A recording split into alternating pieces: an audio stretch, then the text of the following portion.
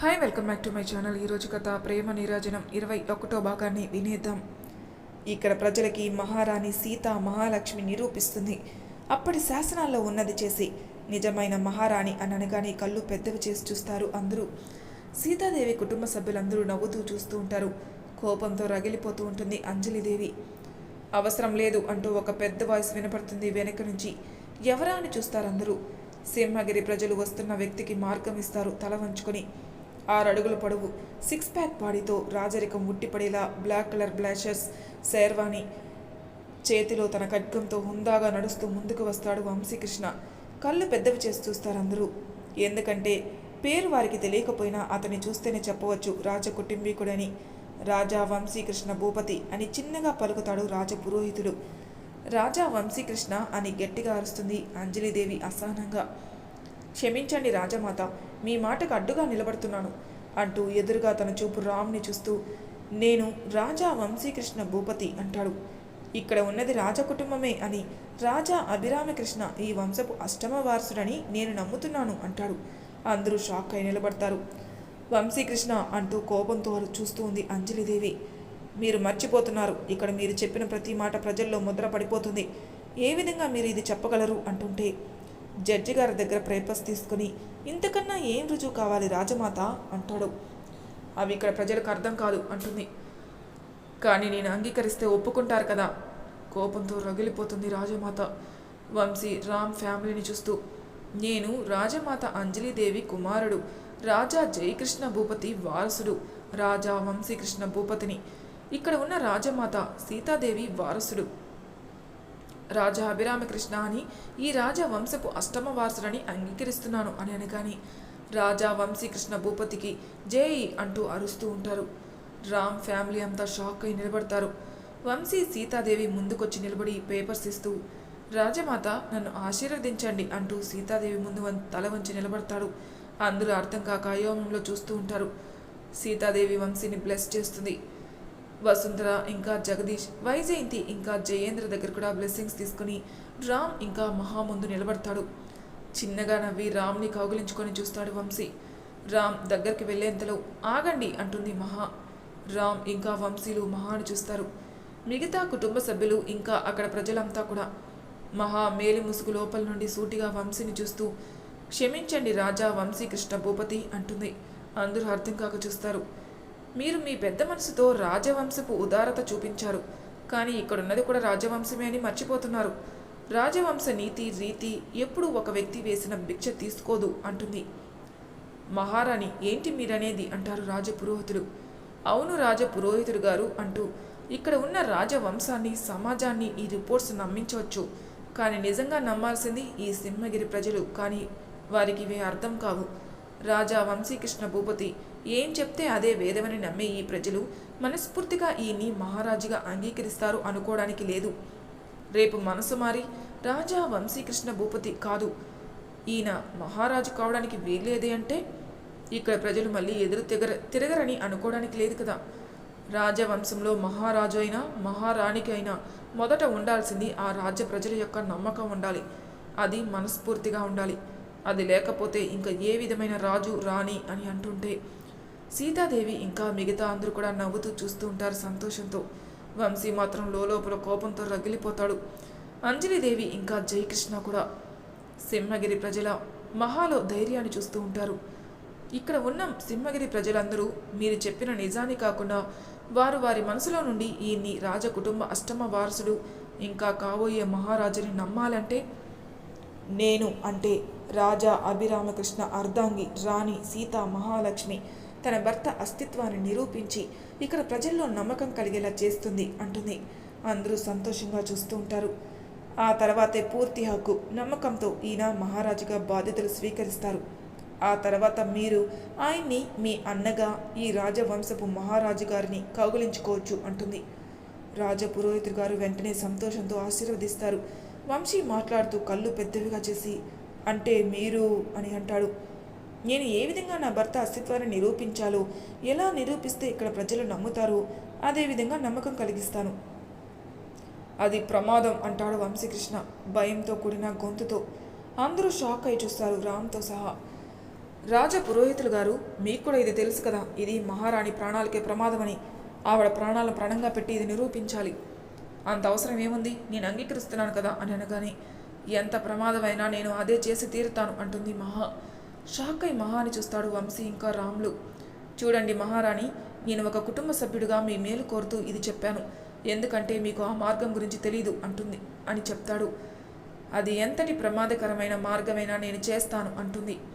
Shock అయి చూస్తాడు రామ్. వంశీ రామ్ని చూస్తూ, చూడండి నేను ఇది మిమ్మల్ని ఆపడానికి చెప్పడం లేదు అంటాడు. ఏంటా మార్గం అంటాడు రామ్. అది అడవి మార్గం. నేను ఇది రాజమాత ద్వారా విన్నాను. కొన్ని సంవత్సరాల క్రితం ఇక్కడ పరమేశ్వరుని గుడి దగ్గరలోనే కాళీమాత మందిరం ఉండేది. అందులో కాళీమాత విగ్రహం అది రాజ కుటుంబీకులు వజ్ర వైడూర్యాలతో తయారు చేసి అక్కడ ప్రతిష్ఠించారు. అది వజ్రాలతో కూడినది. అప్పట్లో దాని విలువ లక్షలు దాటింది. అంటే ఇప్పట్లో అది కోట్ల విలువ. ఆ విగ్రహాన్ని సొంతం చేసుకోవడానికి బ్రిటిష్ వారు ప్రయత్నం చేయడంతో ఆ విగ్రహాన్ని కాపాడే ప్రయత్నంలో అప్పటి రాజు ఆ విగ్రహాన్ని అడవిలో ఒక మారుమూల రహస్య స్థావరంలో దాచిపెట్టారు. దానికి ఒక మార్గం కూడా కనిపెట్టారు. అది మ్యాప్ కూడా గీసుకున్నారు. దాన్ని కాపాడారు. కానీ దాని యథాస్థితి నుండి దాన్ని తప్పించినందుకు అమ్మవారు ఉగ్రహ రూపం దాల్చిందంటారు. బ్రిటిష్ వారి రాజ్యం ముగిసిన తర్వాత రాజా విక్రమకృష్ణ భూపతి అంటే మన ముత్తాత గారు ఆ విగ్రహాన్ని మరలా యథాస్థితిలో పెట్టేందుకు ప్రయత్నించారు. కానీ అమ్మవారు ఆ విగ్రహాన్ని తాకనివ్వకుండా చుట్టూ రక్షణ వలయం ఏర్పరచుకుంది. దాని ఫలితం ఆయన మరణించారు. అందుకు సాక్ష్యం రాజమాత సీతాదేవి ఇంకా రాజపురోహితులు గారే. ఆ తర్వాత అప్పటి రాజపురోహితులు గారు తెలుసుకున్నది ఏంటంటే, కాళీమాత విగ్రహాన్ని తాకి దాని యథాస్థితి నుండి తప్పించినందుకు అమ్మవారి కోపం పెరిగిందని. దాన్ని శాంతింపజేయాలంటే ఈ రాజ్యపు రాణి ఆ విగ్రహ పరిశుద్ధి పూజ చేసి ఆమె చేతుల మీదుగా ఆ విగ్రహాన్ని యథాస్థితికి చేర్చాలి. అందుకని అప్పటి రాణి అయిన సీతాదేవి గారి చేత పరిశుద్ధి పూజ చేసి ఆ విగ్రహాన్ని తాకే ప్రయత్నం చేశారు. అప్పుడు కూడా అమ్మవారు అంగీకరించలేదు. మళ్ళీ అందరూ ఆశ్చర్యంగా ఎందుకు అనుకున్న పరిస్థితుల్లో మళ్ళీ అంజనం వేసి పరిశీలించారు. అది కేవలం మహారాణి మాత్రమే పరిశుద్ధ పూజ చేసి ఆ విగ్రహాన్ని తీసుకురావాలి, అది కూడా ఒంటరిగా అని అనగాని రామ్ ఇంకా మిగతా వారు షాక్ అయి సీతాదేవి ఇంకా రాజపురోహితులు గారు వైపు చూస్తారు. అందుకే చెప్పేది అది ప్రమాదమని అంటాడు. కోపంతో చూస్తూ ఉంటుంది మహా. నాకు ఈ విషయం ముందే తెలుసు అంటుంది మహా. అందరూ మహాని చూస్తారు. అవును, నాకు ఈ విషయం రాజపురోహితులు గారు ఇక్కడికి వచ్చే ముందే చెప్పారు. నాకు తెలియదు ఏంటంటే మీరెందుకు మా మేలు కోరుకొని ఇదంతా చేయొద్దని చెప్తున్నారో నేను తెలుసుకోవచ్చా అంటుంది మహా.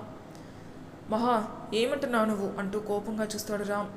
అతను నీ ప్రాణాలు కాపాడడానికి అంటుంటే ఆ అవసరం ఆయనకి ఉందని నాకు అనిపించడం లేదు అంటుంది మహా.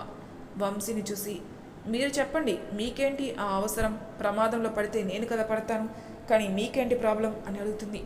వంశీ తడబడుతూ చూస్తూ ఉంటాడు. నేను చెప్పనా అంటూ సూటిగా చూస్తుంది మహా. ఎందుకంటే అమ్మవారి కోపం వలన ఇక్కడ ప్రజల్లో వృద్ధి జరగలేదు అని కూడా నిజం కనుక. ఆ విగ్రహ ప్రతిష్ఠ జరిగితే ఇక్కడ ప్రజల్లో నిరక్షరాస్యత తగ్గుతుంది, ఈ రాజ్యం కూడా వృద్ధి వైపు వెళ్తుంది. అది మీకు ఇష్టం లేదు కనుక అంటుంది. కానీ అది నిజం కాదు అంటాడు వంశీ. నేను నిజంగానే మీ మేలు కోరే అంటాడు. అయితే మీరు మా మేలు కంటే కూడా ఇక్కడ ప్రజల మేలు ఎక్కువ కోరుకోండి.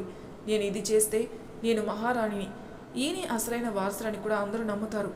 ఒకవేళ ఈ మహాకర్తవ్యాన్ని చేసి నా ప్రాణాలు విడవాలని నన్ను మహారాణిని ఈయన భార్యని చేస్తే అంతటి మహత్కారం నా చేతుల్లో జరగాలని ఆశీర్వదించిన ఆ అమ్మవారి కోరికను తీర్చడం కూడా నా బాధ్యతే అంటుంది.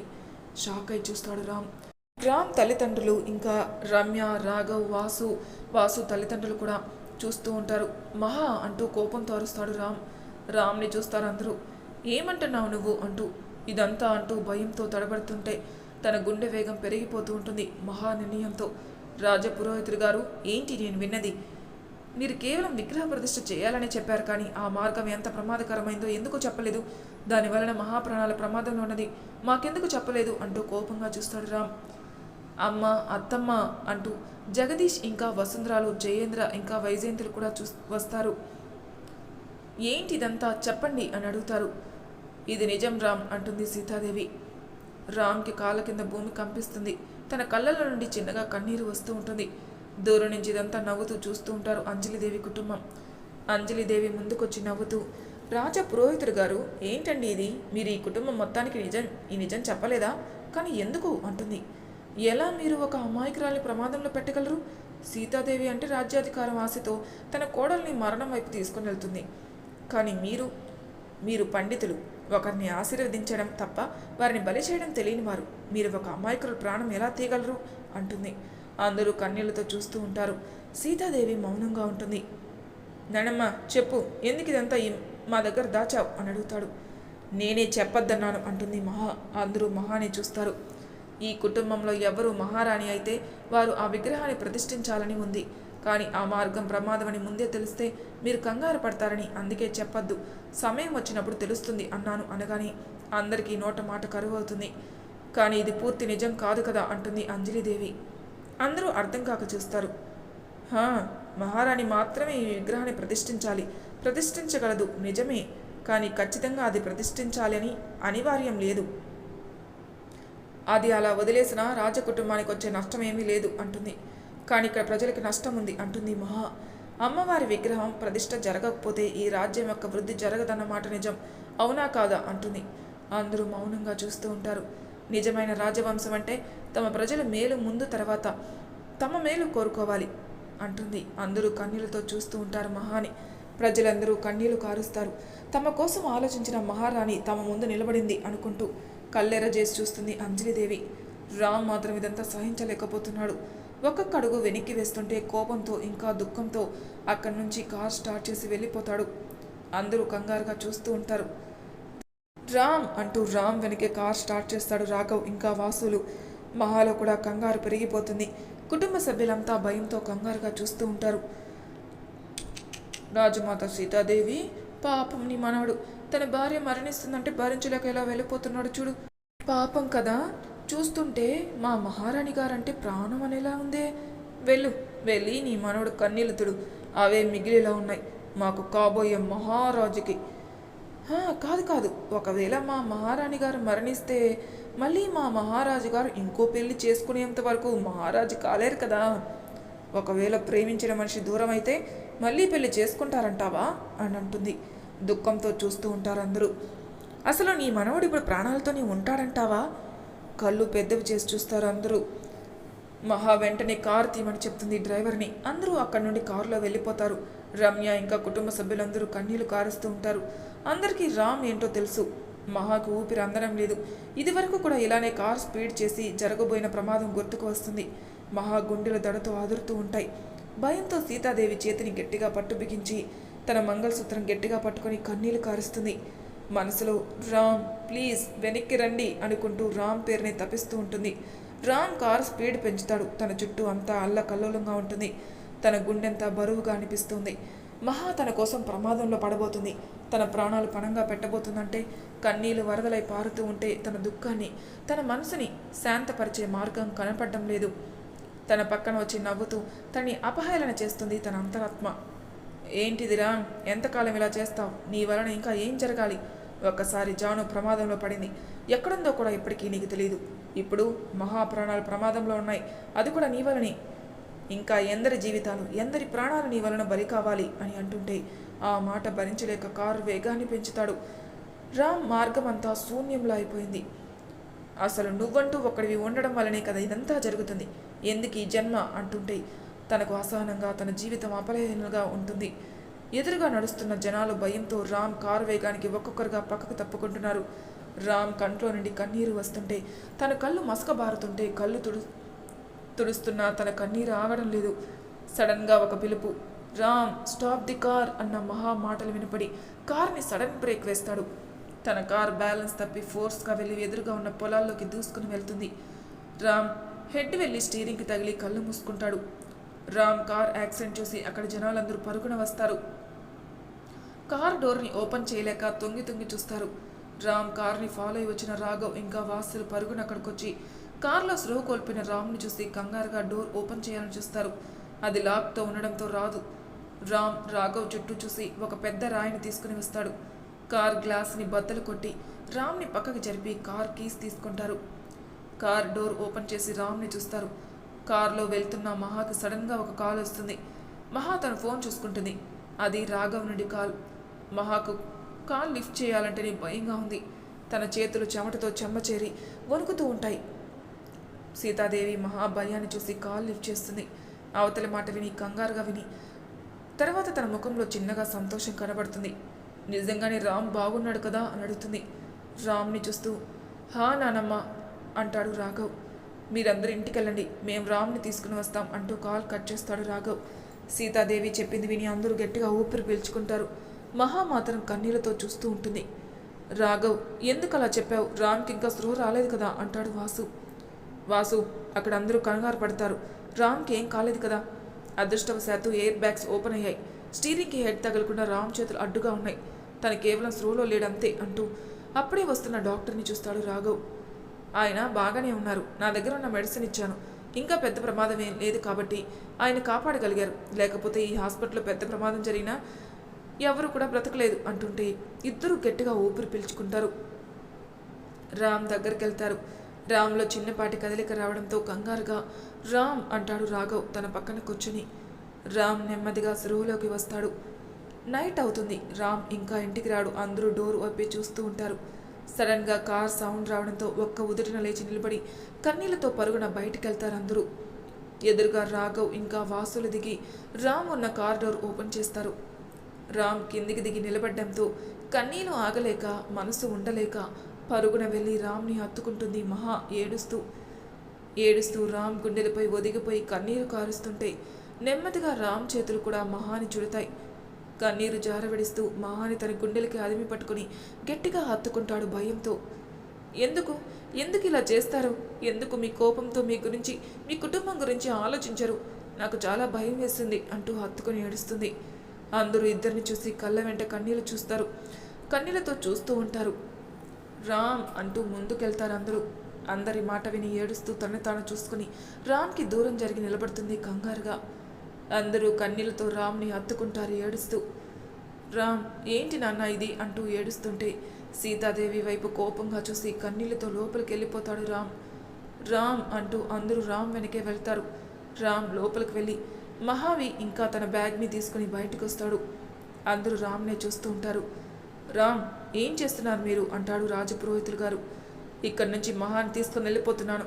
మహా ఇక్కడ మహారాణిగా ఉంటేనే కదా తన ప్రాణాల ప్రమాదంలో పడేది. అది ఈ రామ్ కంఠంలో ఊపిరి ఉండేంత వరకు జరగదు అంటుంటే సీతాదేవి, మహా ఇంకా రాజపురోహితులు గారు వారి కుటుంబం షాక్ అయి చూస్తారు. కానీ మిగతా వారందరూ కూడా సంతోషిస్తారు. అవునమ్మా, మహా ప్రాణాలు ప్రమాదంలో ఉంటాయని తెలిస్తే మేం కూడా మహాని మహారాణి చేయడానికి అంగీకరించి ఉండేవాళ్ళమే కాదు. ఎందుకు ఇది మాకు ముందే చెప్పలేదు? మనం మన అస్తిత్వాన్ని నిరూపించుకోవడానికి ఈ ఇంట్లో అడుగుపెట్టిన ఒక అమాయకురాల్ని బలి చేయాలి. ఇది ఎంతవరకు న్యాయం? దీనికి మేం కూడా ఎంతకీ ఒప్పుకోం అంటాడు జగదీష్. అందరూ కూడా అవును అంటూ రామ్తో నిలబడతారు. మహా కంట్లో నుండి కన్నీరు పారుతూ ఉంటుంది సంతోషంతో. ఇలాంటి ఒక కుటుంబం కోడలి కోసం తమ అస్తిత్వాన్ని కూడా వదులుకోవాలనుకున్న వారిని చూసి. కానీ మనసులో బాధ కూడా ఉంటుంది రామ్ ఇంకా తమ కుటుంబాన్ని చూసి. సీతాదేవి ఇంకా రాజపురోహితుడు గారి వైపే చూస్తుంది.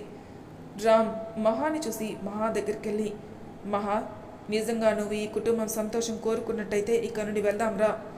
నాకు ఈ రాజ్యాభిషేకం వద్దు, ఈ రాజ్యాధికారాలు వద్దు. నా వలన ఒకసారి జాను ప్రమాదంలో పడింది.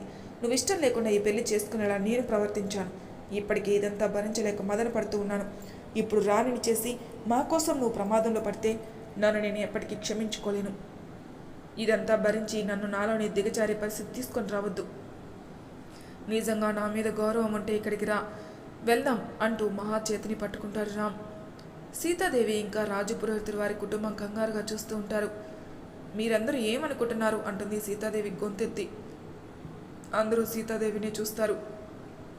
నా ఇంటి మహాలక్ష్మిని ప్రమాదంలో పడేస్తానని ఎలా అనుకున్నారు అంటుంది. మౌనంగా ఉంటారు అందరూ. రామ్ అంటూ రామ్ ముందుకెళ్ళి నిలబడి రామ్ కళ్ళలోకి చూస్తుంది. చూడు రామ్, ఇదంతా నీకోసం మాత్రమే కాదు, ఈ సింహగిరి ప్రజల కోసం. మహారాణిగా తన బాధ్యతలు తను నిర్వర్తించాలి కనుక మహా ఇదంతా చెయ్యాలని అనుకుంటుంది. అందుకోసం మహాని ఎందుకు తనని తాను బలి అంటాడు రామ్ ఉద్వేగంతో.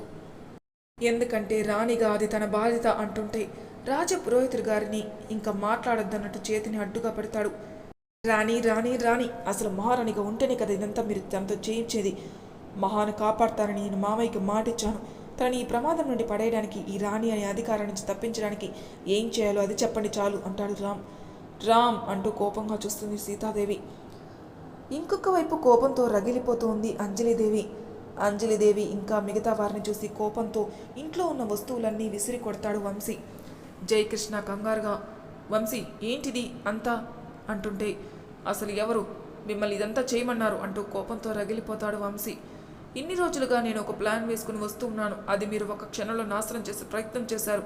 నేను మీ అందరికీ చెప్పాను, అభిరామ్ కృష్ణ రాజ్యాభిషేకం ఆగేలా నేను చేస్తానని.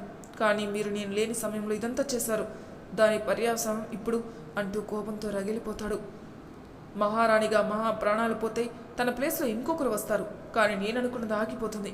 అది ఆపే ప్రయత్నంలో నా నోటితో నేనే వాడి అసలైన వాసులని చెప్పేలా చేశారు మీరు. మీ అందరి చిన్న పొరపాటు నా ప్లాన్ని రివర్స్ చేసింది. నాకు కావాల్సింది నాకు అందకపోతే ఇది నా కుటుంబం అని కూడా చూడను. అందరి ప్రాణాలు ఇక్కడే బలి అవుతాయి అంటూ నిప్పులు కక్కిన కళ్ళతో చూస్తూ ఉంటాడు. చూడు వంశీ, అంతా మనం అనుకున్నట్టే జరుగుతుంది అంటాడు జయకృష్ణ. జరిగి తీరాలి, మహా ప్రాణాలతో ఉండాలి. నాకు కావాల్సింది నా చేతికి అంది తీరాలి అంటాడు. రామ్, మా మాట విను. మహాకి ఏం కాదు అని మేము నిర్ధారణ అయిన తర్వాతే తనని మహారాణి చేయాలని నిర్ణయించుకున్నాం. అర్థం కాక చూస్తారు అందరూ. చూడు, నీ పెళ్లి జరిగిన 10 రోజుల్లో నీ భార్య మహారాణి అవ్వడం ఖచ్చితంగా జరుగుతుంది అన్నప్పుడు ఈ రాజ్యానికి కావాల్సిన మహారాణి యొక్క జాతకం తెలుసుకోకుండానే నేను రాజపురోహితుడు గారు మీ పెళ్లికి అంగీకరిస్తామని నువ్వు ఈ కుటుంబం ఎలా అనుకున్నారు?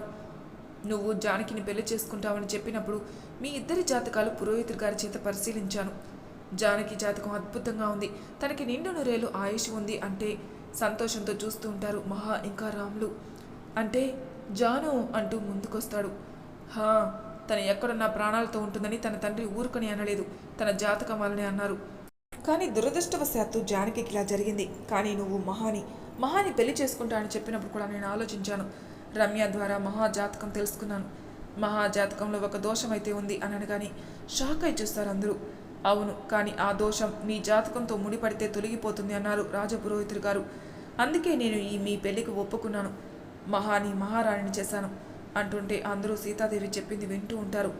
అంటే అమ్మ మహాప్రాణాలకి అంటుంటే ఎలాంటి ప్రమాదం లేదు, అంతా ఆ అమ్మవారి కరుణతోనే జరుగుతుంది ఈ పెళ్లి కూడా. అందుకే రామ్, నా మాట నమ్ము, మహాకేం కాదు, ఒప్పుకుంటాను. ఆ మార్గం కఠినం. మహా ఒంటరిగా వెళ్ళి ఆ విగ్రహాన్ని తీసుకొని రావాలి. కానీ తన ప్రాణాలకు ప్రమాదం లేదని మాత్రం ఖచ్చితంగా చెప్పగలను, అర్థం చేసుకో అంటుంది. లేదు అంటాడు రామ్, దీనికి నేను ఎంతటికీ ఒప్పుకోను. ప్రాణాలకు ప్రమాదం లేకపోవచ్చు, కానీ ప్రమాదం అయితే ఉంది. తెలిసి నేను మహాను ప్రమాదంలో పడేయలేను అంటూ చూస్తాడు మహాని తనతో రమ్మన్నట్టు. నేను రాలేను అంటుంది మహా. షాక్ అయి చూస్తాడు రామ్, తనతో పాటు కుసుమ్, కుటుంబ సభ్యులు కూడా. మరి తర్వాయి భాగంలో ఏం జరుగుతుందో నెక్స్ట్ ఎపిసోడ్లో తెలుసుకుందాం. అంతవరకు నా ఛానల్ సబ్స్క్రైబ్ చేయని వాళ్ళు ప్లీజ్ సబ్స్క్రైబ్ చేసుకోండి, లైక్ చేసి షేర్ చేయండి, మీ అభిప్రాయాలు నాకు కామెంట్ రూపంలో తెలియజేయండి. Thank you for listening.